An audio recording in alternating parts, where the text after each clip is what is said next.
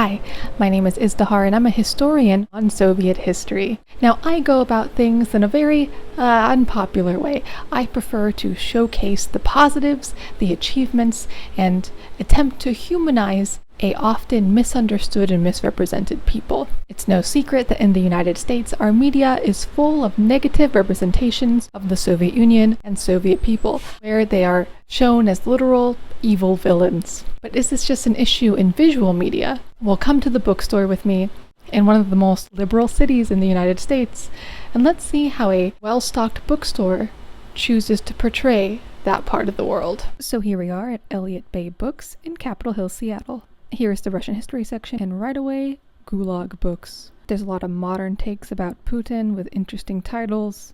This one was a very menacing cover of Lenin, but I kind of liked it. It didn't seem that bad, to be honest.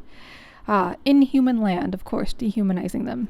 I actually really want to get this one. It looked pretty solid. This book I was expecting to be bad based off of the cover and the font, but hey, look who reviewed it.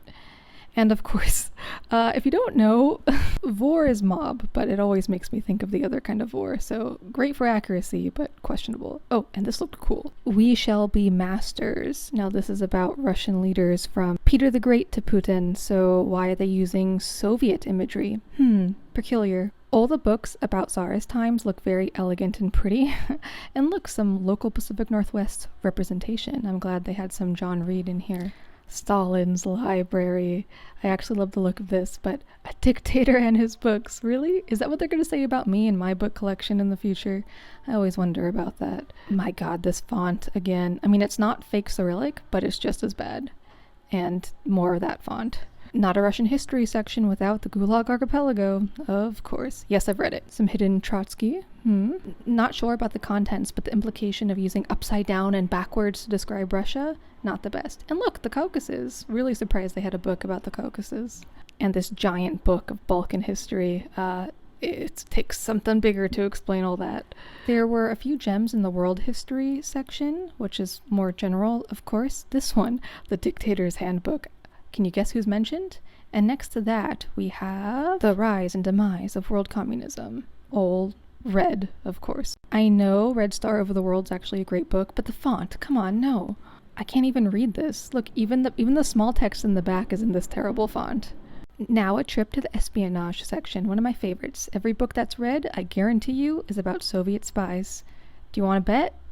Let's take a look over here. Oh, found one. Nothing like some fear-mongering. That's what this whole section is, really. And more fear-mongering. Great.